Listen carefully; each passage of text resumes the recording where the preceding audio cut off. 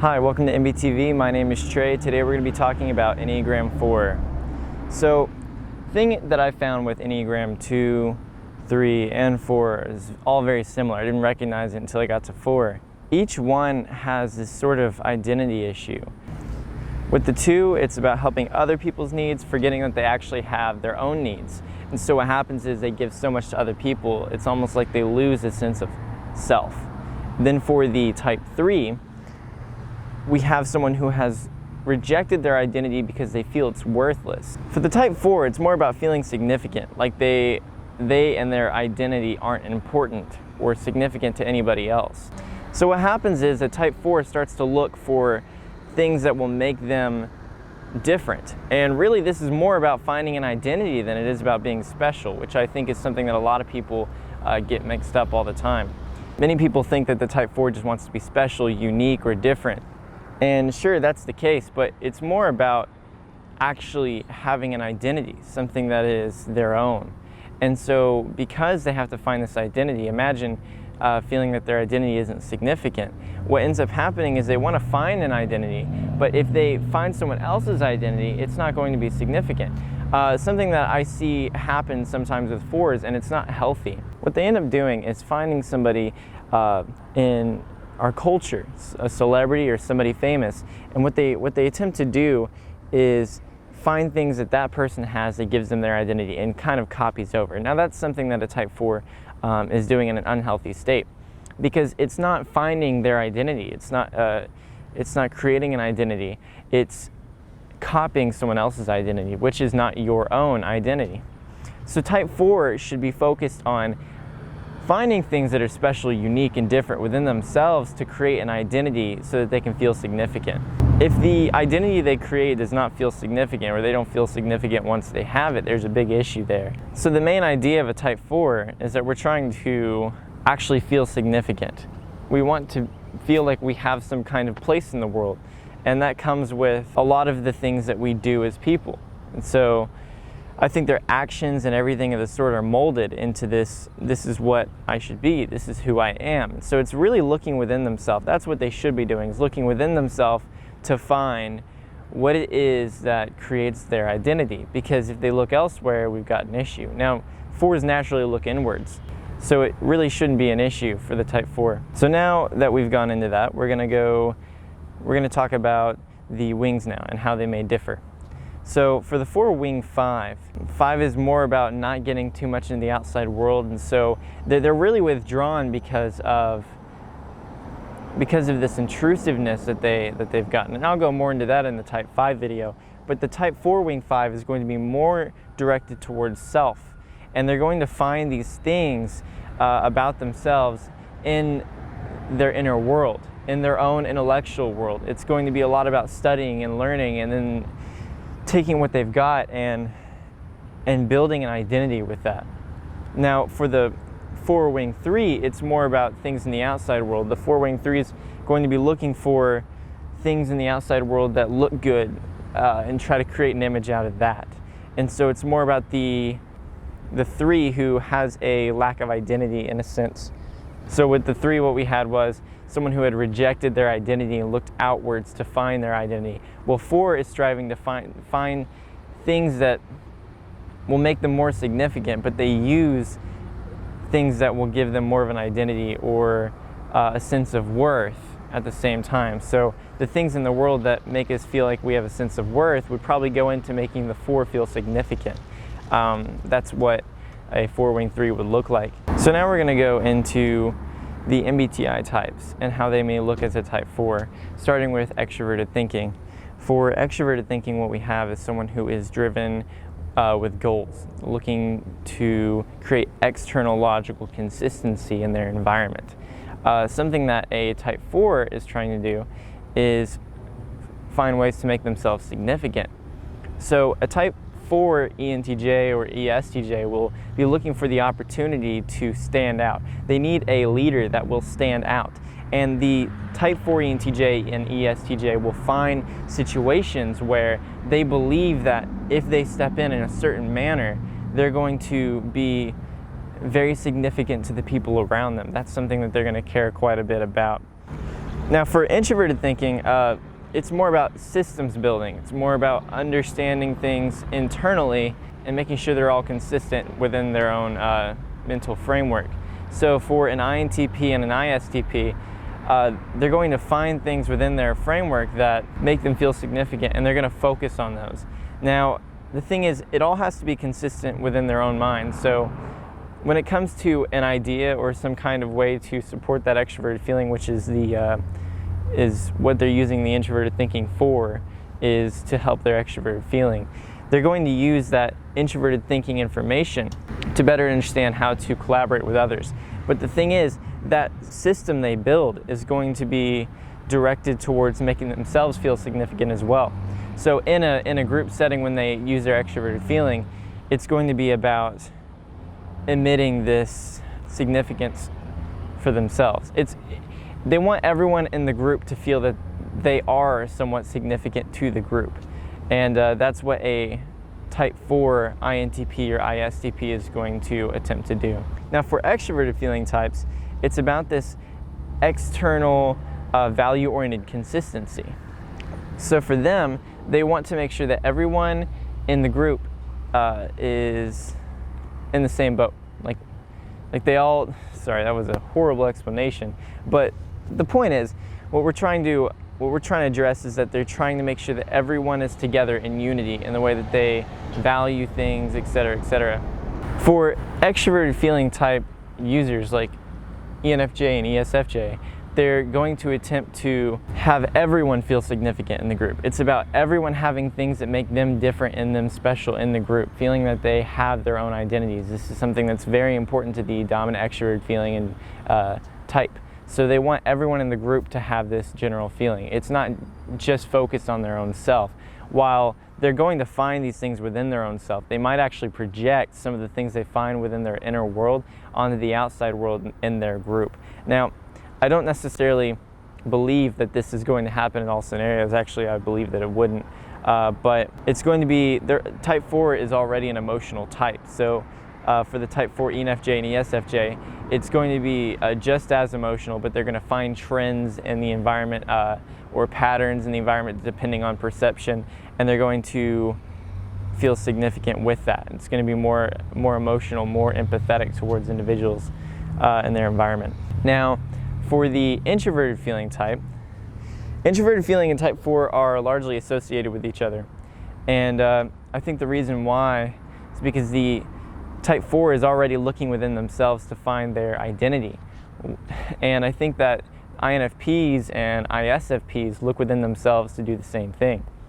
While INFPs are more so looking in the inside world because they have extroverted intuition, which is highly conceptual, and that abstract reality doesn't just come from nothing.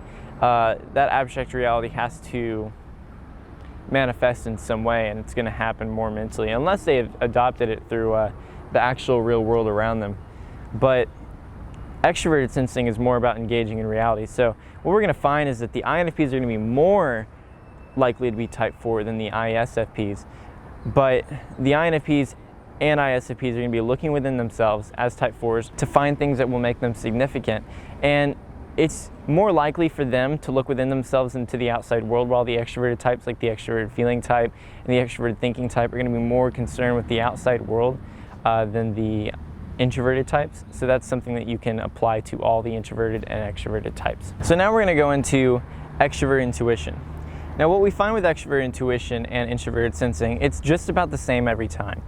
Extroverted intuition is trying to improve on an introverted sensing archetype. So this is the way things are done. The extroverted intuitive will take that way things are done and say, no, here's all the different ways it can be done.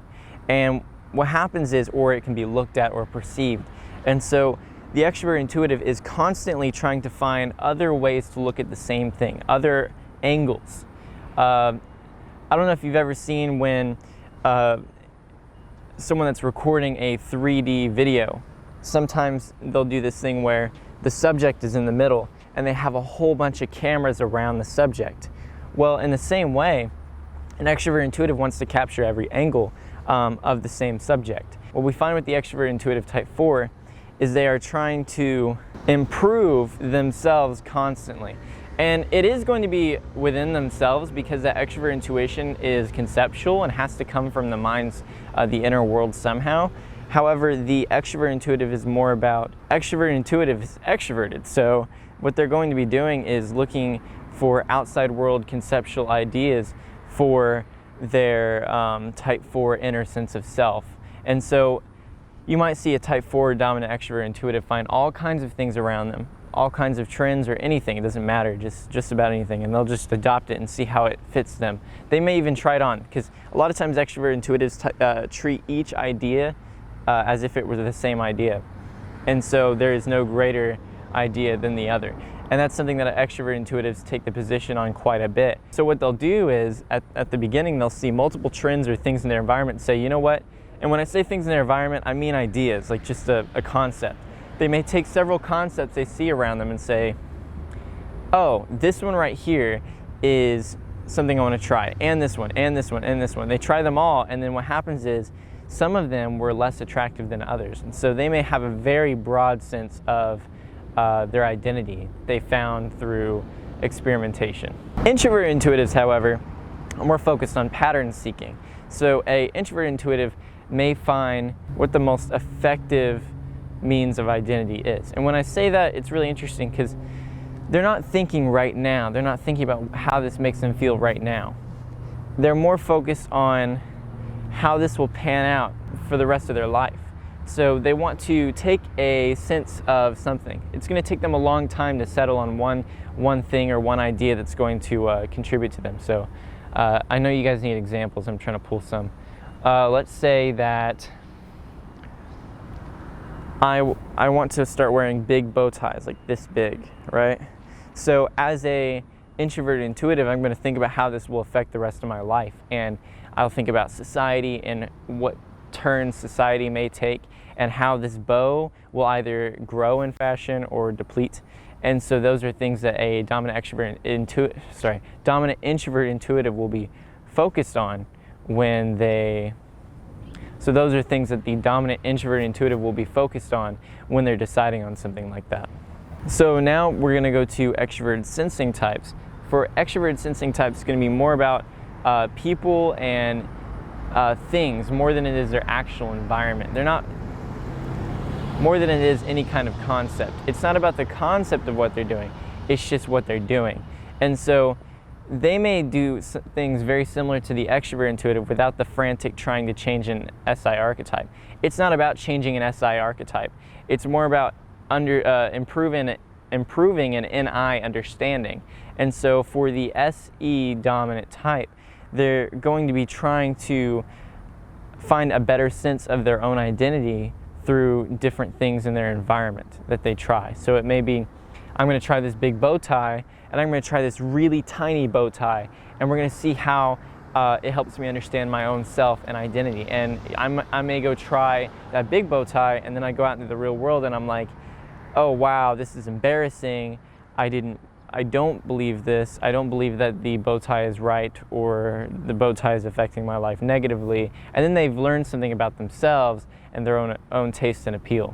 They may even recognize that it's not about their own taste and appeal necessarily. It's just about the fact that the big bow tie is something that showed them that the people around them influence their own self. And so that may lead the dominant extroverted sensing type to be more focused on improving the self and understanding that they don't need other people in their environment to decide that what they're doing is correct or incorrect. Now, normally extroverted sensing types take longer to do that. So it may be like, okay, I'm going to try this hat, I'm going to try this, I'm going to try that, I'm going to try that, I'm going to try that, and then eventually go, you know what, I just realized the reason I keep rejecting these is because I care about what people think about me and not focused on myself.